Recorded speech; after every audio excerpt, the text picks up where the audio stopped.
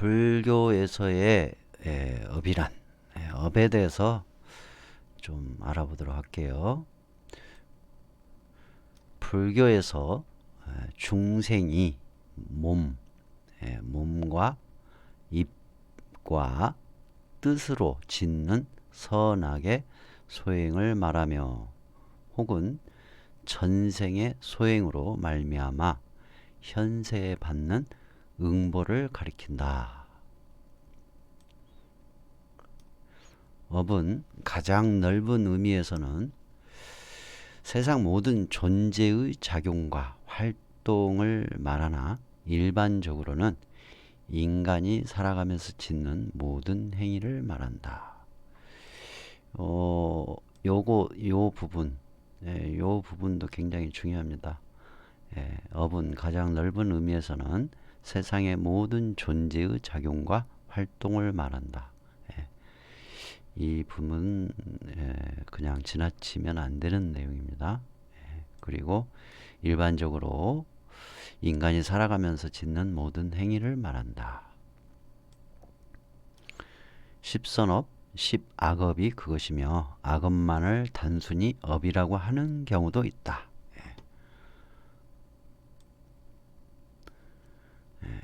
업은 업보 또는 업과의 의미로도 쓰인다. 즉 행위에 따라 받는 과보를 뜻한다. 이를 인과응보 또는 인과율이라고 한다. 선인 선과 악인 악과요. 선인 타과. 그 다음에 낙과죠. 선인 낙과, 악인 고과다라고 표현을 하기도 합니다.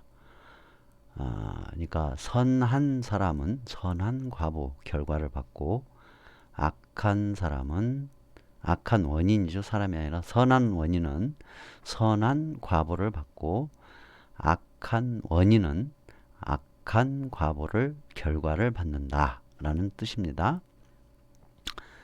선한 원인은 기쁨, 즐거움의 과보를 받고 악한 원인은 괴로움의 과보를 받는다라는 뜻으로도 사용을 합니다. 악업으로 받는 고통을 업고라고도 하고 부처님은 고의를 짓는 업은 과보를 받지만 고의가 아닌 업은 과보를 받지 않을 수 있다고 하였다. 않을 수 있다. 않을 수 있다지 과보를 받지 않는다가 아닙니다. 이거를 또 과보를 받지 않는다고 하시는 분들이 있더라고요. 이 내용은 중아함경 제3권 3권 사경입니다. 그 다음에 석가모니 부처님 당시 인도의 힌두교에서는 이제 석가모니 부처님 당시에 힌두교에서도 업이라는 개념이 있었어요. 그거를 잠시 소개할게요. 하늘, 신과 조상의 제사 지내는 행위를 말하는 것으로 오직 유일 절대 창조신인 범신에 대한 제사 행위만을 바람직한 선업으로 보고 살아있는 생물을 죽여 제물로 바치는 제사가 성행하고 있었으며 윤회는 고정 신분 윤회로 생각하고 있었다. 이에 석가모니 부처님은 자신의 몸과 입과 뜻으로 짓는 임과응보적 선악의 업보 윤회 전생의 업사상을 천명하였다라고 합니다.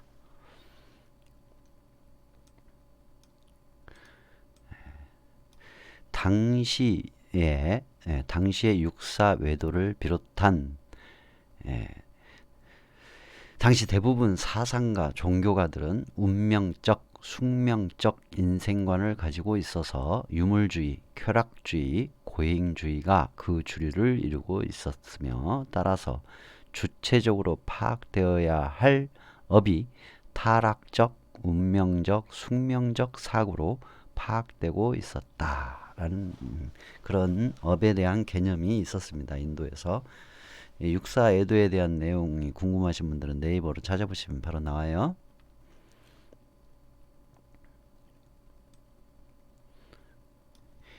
이에 석가모니는 업력이 역학적인 인과관계에 의하여 인연 화합의 관계에서 상의 상관의 관계에서 그 마음의 주체 의지에 의하여 그 강약이 나타남을 깨우쳤다.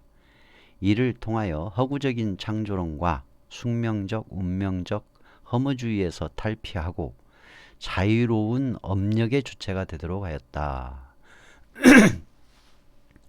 특히 인과응보의 교설과 더불어 업의 본질이나 분류에 관한 고찰이 심화되었고 행위에 대한 과보로서의 업은 자연 법칙적인 인과만이 아니라 인간 사회의 윤리성에 직결된다는 것을 간파하도록 하였다. 즉 인간 가치 판단의 기본적인 것으로서 업보를 나타낸 것이다. 인간은 몸과 말을 통한 두 가지 업이 행하여지고 그 행위는 사람의 마음속에 무표업으로 남는다. 드러나지 않는 업으로 남는다는 얘기죠. 이와 같이 인간의 행하는 일이 그 사람의 마음을 성숙하게 하고 마음속에 남게 하는 것을 향기가 의복에 풍기게 하는 것에 비유하여 훈습이라 칭한다. 선악업의 잠재 여력은 욕망과 우치와 진해에 의하여 생긴다. 업이란 선악이고 그 결과가 과보이다. 그 과보가 동질성의 습기가 잠재 여력으로 남아 업장이 된다. 이것은 다시 공동업과 불공동업으로 구분되는데 공동업은 생물이 공통으로 받는 업이고 불공동업은 개개생물 즉 유정세간에서의 자업자득과 자작자수를 의미한다. 그러나 곧 개인의 업이 공동업이 개인의 업으로 연결되어 사회업의 공영으로 인한 윤회전생의 순환은 끊임없이 계속된다. 따라서 불교에서는 사회와 개인이 결코 무관한 관계가 아님을 업을 통하여 인식시키고 이와 같이 업을 파악하는 것이 깨달음의 첫걸음이 됨을 강조했다고 합니다.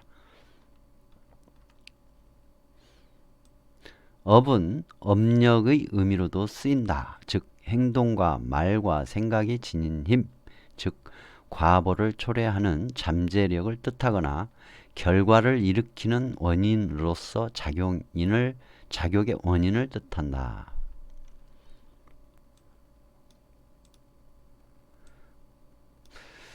업은 업장의 의미로도 쓰인다. 업장이란 업의 장애, 즉 악업으로 인한 장애를 말한다. 수행이나 선행을 하기 어려운 이유는 업장 때문이다. 따라서 해업이란 업장의 소멸이지 업의 소멸이 아니다. 업 자체는 과거의 사실이기 때문에 소멸되지 않는다. 업이 장애가 되는 이유는 반복적인 행위를 통해 습관, 습성, 성격으로 굳어지고 이로 인하여 그 무게에서 벗어나기 어렵기 때문이다. 이런 의미로는 업습이라는 말로 쓰이기도 한다.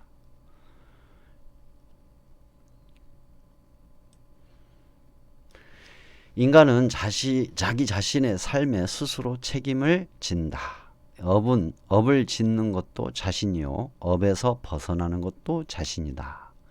세친 바수반도의 구사론에 따르면 공동업도 인정이 된다. 사회 공동의 연대 책임을 인정하는 것이다. 이로써 개인은 자신의 발전뿐만 아니라 타인의 발전과 사회의 발전을 위해서도 노력하게 된다. 공동행위에 대해 공동책임을 지는 것은 현대 법 이론에 의하더라도 당연한 일이다. 문제는 알면서 수수방관하거나 모르고 딴짓하는 경우인데 전자는 물론 후자도 책임이 있는 경우가 있다고 할 것이다. 가령 지구가 환경오염으로 신음하는 문제에 대해 알든 모르든 책임 없는 인간은 없다고 해야 할 것이다. 몰랐는데 책임을 지는 것은 인류의 집단 무의식의 공동업의 책임을 분담하는 의미가 있을 것이다. 업은 숙명론이 아니다. 인간은 절대자의 섭리나 정해진 운명에 수동적으로 따라야만 하는 게 아니다. 인간은 현재 고통의 원인을 알고 새로운 의지, 자유의지와 원력을 내어 새로운 행위를 하고 새로운 습관을 들임으로써 자신의 성격과 인격을 바꾸고 운명을 개척할 수 있다. 인도의 전통 브라만 교에서 업은 카스트와 관계된 숙명론이었다. 현재의 신분은 과거 생의 업으로 인한 당연한 결과이므로 숙명으로 알고 달게 받아들여야 하며 선업을 쌓으면 내 생에 가서야, 다음 생이죠. 다음 생에나 가서야 나은 신분으로 바뀔 수 있다는 것이다. 즉 지배 계급의 지배 논리였었다. 악업의 근본적인 원인은 무명이므로 무명에서 벗어나는 것이 업장을 해소하는 근본적인 방법이다. 즉 과거의 악업을 참회하고 사랑을 실천하며 보리심을 내어 바른 수행을 함으로써 깨달음에 이르는 것이 업에서 벗어나는 방법이다. 간단히 말해 악행을 멀리하고 선행을 쌓으며 수행에 정진하는 것이다. 그리하여 업장이 모두 소멸되면 업으로부터 자유로워진다. 즉 해탈을 이루는 윤회에서 벗어난다.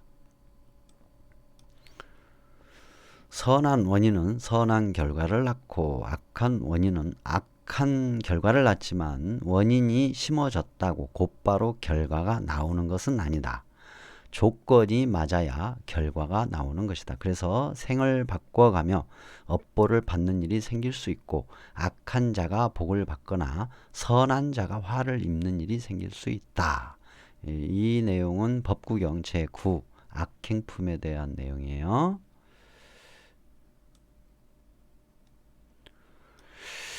이 부분은 제가 상당히 좀 중요시 여기는 부분이기도 해요. 선업이든 악업이든 모두가 업이라는 부분이에요. 이건 근본적인 업의 개념입니다. 구마라다 존자가 말하였다. 그대가 비록 이미 몸과 말과 생각이라는 세 가지 업을 믿고는 있으나 이 세 가지 업은 미혹으로부터 생기고 미혹은 의식으로부터 인하여 존재하고 의식은 이 내용은 그냥 참고만 하시고 이 내용은 깊이 사유하고 통찰해야 할 내용이니까 참고하시기 바랍니다. 의식은 깨닫지 못함을 의지하고 깨닫지 못함은 마음을 의지한다는 사실을 알지 못한다. 마음은 본래 영기적 존재에 이어서 고정된 마음이 없어 실체가 없으니 텅 비어 있다고 볼 수도 있고 생기고 없어지는 것도 없다고 할 수도 있고 의도적 조작도 없다고 할 수도 있고 고정되어 지속되는 과부도 없다고 할 수 있다. 그 본질은 실체가 없어 고요하고 또 고요하며 신령스럽고 또 신령스러우니 그대가 만약 이 법문에 들어간다면 가의 모든 부처님으로부터 더불어 동등하리라. 일체의 선과 악과 조작이 있음과 조작이 없음이 모두 영기적 현상으로 꿈과 같고 환영과 같으니라. 이건 제 19조 구마라다 존자의 경입니다. 그리고 부처가 지으면 부처의 업이고 보살이 지으면 보살의 업이라는 말이 있는데 부처님과 같은 행위를 하면 부처의 업이 되는 것, 부처가 되는 것이고 보살과 같은 행위를 하면 보살의 업이 된다 얘기죠. 보살과 같다는 얘기죠. 네, 오늘 여기까지 알아보도록 했습니다. 지금까지의 업에 대해서 알아본 내용 가지고 여러분들이 참고를 하시라고 소개를 해드렸습니다. 이 내용들은 때로는 이제 경전의 내용도 들어있고 때로는 네이버나 기타 매스컴을 통하여 정보 자료를 좀 수집한 것도 있고 또 논장에 나와 있는 내용 그런 것도 있고 다양한 내용들을 이제 종합해서 요약을 해 놓은 거예요. 그러니까 이 내용들을 좀 보시고 참고하셔 가지고 여러분들께서 십선업과 십악업에 대한 개념 좀 생각해 보시고 또 십선업 실천해 가시는데 참고하시기 바랍니다. 네.